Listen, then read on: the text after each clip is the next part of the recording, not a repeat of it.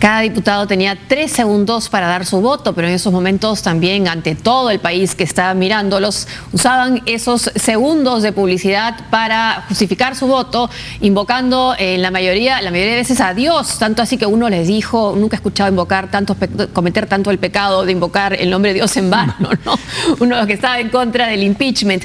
Invocaban a sus hijos, a sus mujeres, a sus abuelos con nombre propio, a sus equipos de fútbol. Bueno, fue muy llamativo y los que estaban a favor del impeachment estaban con los característicos colores de la bandera de Brasil, los que estaban en contra, el Partido de los Trabajadores con el emblemático color rojo.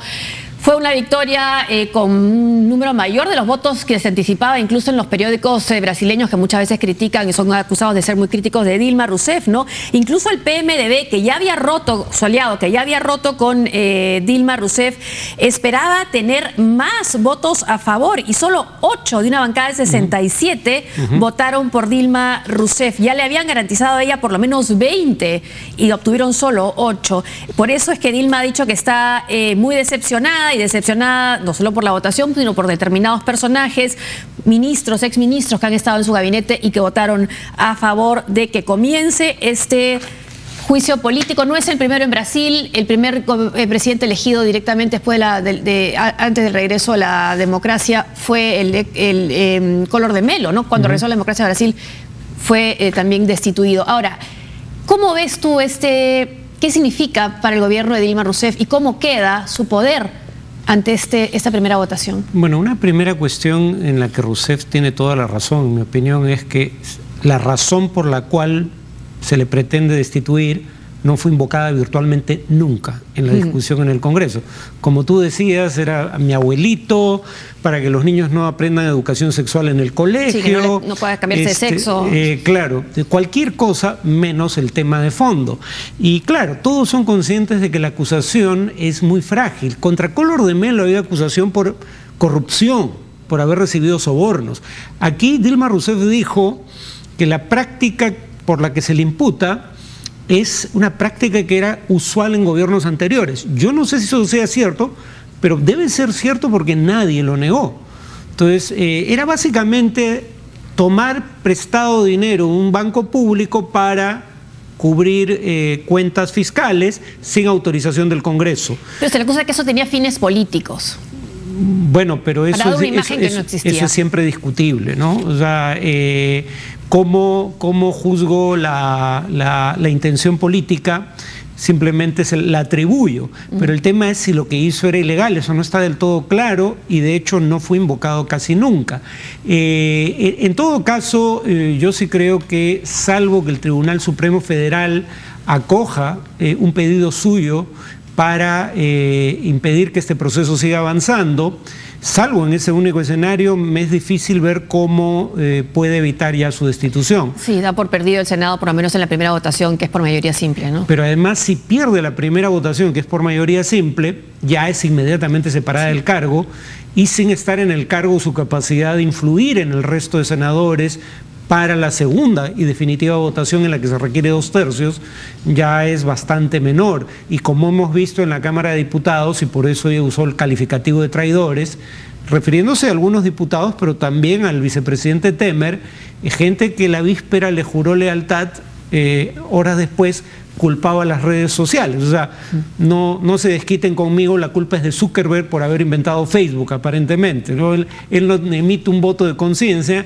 emite un voto en función a cuál es la tendencia predominante en redes sociales o la tendencia en los hashtags de Twitter. Claro, parecía más un juicio político a todos los que han sido estos años últimos de gobierno del Partido de los Trabajadores. El tema es también que, leyendo en la prensa algunos analistas, a diferencia del juicio contra Collor, que estuvo encabezado por personas reconocidas y de trayectoria política admirable, como era el señor Impeachment o el señor Directas, Ulises Guimaraes, en este caso, quienes encabezan el juicio político tienen también cuestionamientos muy severos, ¿no? Está Michel Temer, que está investigado por los recursos de su campaña, miembro del PMDB, y está el mismo Cuña, quien se le ha encontrado cuentas en Suiza. Bueno, esa es una de las cuestiones que mucha gente que apostó por el impeachment, no necesariamente porque quisiera creyera que Dilma Rousseff fuera culpable del cargo por el cual se les juzgaría, sino sencillamente porque pensaban que la situación política y económica era insostenible, cosa que es perfectamente legítimo argumentar y que hubiera tenido una salida más fácil en un sistema parlamentario, pero mucha gente, empresarios incluidos, que creían esta es la forma más fácil de acabar con la incertidumbre política y retomar las políticas de austeridad, probablemente se den con la sorpresa de que incluso si Dilma Rousseff es destituida, Temer también está siendo investigado, él asumiría, pero primero él está siendo investigado. El presidente de la Cámara de Diputados está siendo investigado por corrupción. Temer está siendo investigado por el mismo cargo por el cual se destituiría a Rousseff. ¿Y qué pasa si finalmente se inicia un juicio político en contra de Temer? Asume el presidente de la Cámara de Diputados. Que es el que está acusado por corrupción, a diferencia de Temer y Dilma Rousseff. Pero además la otra cuestión es, ¿quién en su sano juicio en estas circunstancias va a cometer actos tan impopulares como adoptar políticas de austeridad que, aunque puedan ser necesarios para reequilibrar la economía en el futuro, en el corto plazo van a ser aún más impopular ese gobierno, que ya parte con un nivel de desaprobación muy similar al que tiene Dilma Rousseff? Si hubiera que interpretar el sentido de la calle, el mensaje parece ser que se vayan todos a la usanza argentina. Sí. Ahora, ¿cómo gobierna una presidenta en esta situación, con su poder tan disminuido? Nuevamente, ese es uno de los dramas de un sistema presidencial.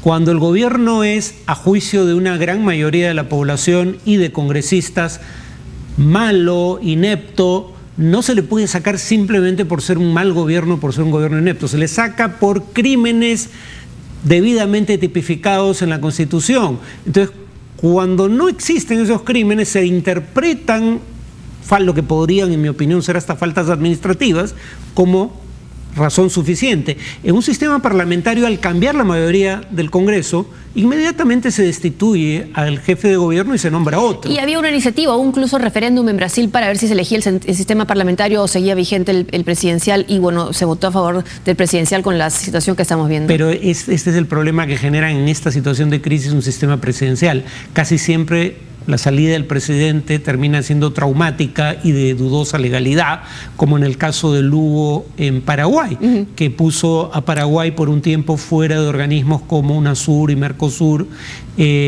porque se juzgó que la forma en la que había sido destituido el presidente no se ajustaba a las normas de debido proceso. Claro, pero para los que defienden la legalidad del impeachment, bueno, dicen se han seguido y se están siguiendo los pasos. Se nombró la comisión, según lo que dijo el Tribunal Supremo Federal, además con las condiciones, porque incluso se cuestionó cómo se iba a integrar, se le hizo la cuestión, determinó cómo se estableció esa comisión, se hizo un informe, se votó.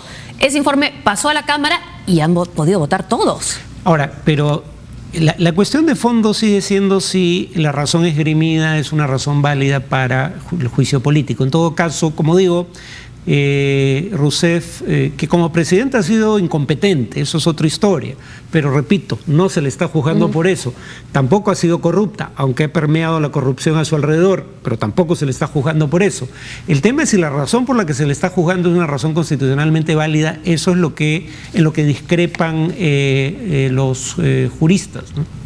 Ahora, hay algunos analistas que creen que ya el PMDB se está viendo como a cargo del gobierno, en el gobierno por lo menos hasta el 2018, y que estarían tratando de llegar a un acuerdo con el PSDB, el partido de oposición que no estuvo en alianza con Dilma Rousseff, que apoyen las reformas, ¿no?, con el compromiso de no ir a la reelección en el 2018. Bueno, habrá que ver qué tipo de acuerdos pueden llegar, ¿no? Bueno, el PSDB ya ha insinuado que apoyaría desde el Congreso, pero sin ser parte oficial de la coalición de gobierno, aunque no impediría que algunos de sus militantes ejerzan cargos ministeriales a título personal. Entonces, se curan en salud, porque las políticas que habría que aplicar no son políticas populares. Claro. Para bajar la inflación tienes que subir los intereses y eso tiende a generar más recesión en una economía que ya está profundamente recesada. Digamos, cerrar el déficit fiscal tienes que aumentar impuestos y reducir gastos, lo cual probablemente también contribuye a la recesión, en una economía que, como digo, está sufriendo su peor recesión desde la Gran Depresión. Entonces, Entonces, la etapa que se viene no es fácil y Temer no es más popular que Dilma, ni el PMDB es más popular. De hecho, según las encuestas, quien podría ganar una elección presidencial si hubiera una anticipada sería Marina Silva, precisamente porque no está asociado a todo esto que está ocurriendo. Y claro, no se le asocia a Lavallato, por ejemplo, ¿no? Que están asociados los principales protagonistas aquí. Ahora, Dilma Rousseff, ¿podría convocar elecciones anticipadas? No puede, habría que cambiar la Constitución. Sin embargo, nuevamente, porque no es un sistema parlamentario. En un sistema parlamentario, una mayoría del Congreso puede destituir al jefe de gobierno y el jefe de gobierno, bajo ciertas circunstancias, puede convocar elecciones anticipadas. Esos dos mecanismos podrían haber ayudado a resolver esta crisis si Brasil tuviera un sistema parlamentario, pero no lo tiene. Por eso decía que al final la situación efectivamente es insostenible y en un sistema parlamentario muy probablemente Dilma Rousseff hubiera perdido el cargo, pero como no estamos en un sistema parlamentario se ha buscado una razón para iniciar un juicio político que es discutible. La prueba de que es discutible es el hecho de que con Lula como presidente, para que el público vea que esto no es una cuestión en favor del PT, hubo escándalos de corrupción enormes, se estableció la responsabilidad de gente del PT en los sobornos a congresistas, y claro, Lula no estuvo personalmente implicado, pero en todo caso nadie se le ocurrió que eso pudiera llevar a iniciar un juicio político contra un presidente que era sumamente popular, en parte porque había una economía que crecía y políticas sociales que sacaron a cerca de 40 millones en total de brasileños de la pobreza. O sea, un caso bastante peor que aquel por el cual se va a destituir a Dilma, bajo el propio PT, no llevó a nadie a pensar en la posibilidad de un juicio político.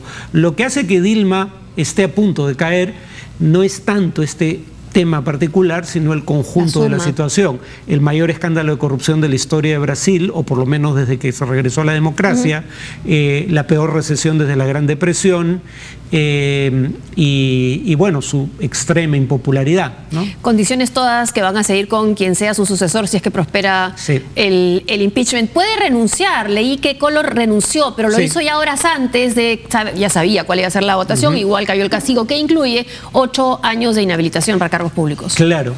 Ahora, al PT no le hacen, digamos, si el PT vuelve a presentar candidato, muy probablemente sea Lula, no sea Rousseff. Y Lula no es ni por asomo tan popular como era cuando dejó el cargo, pero Lula sigue teniendo más de 20% de aprobación en un país con fragmentación electoral. Por ende, podría volver a pasar a segunda vuelta en elecciones generales. El tema es que no las va a haber antes del 2018 y para el 2018 Lula podría estar preso. Una pausa y al volver. Nueva tragedia de refugiados en el Mediterráneo.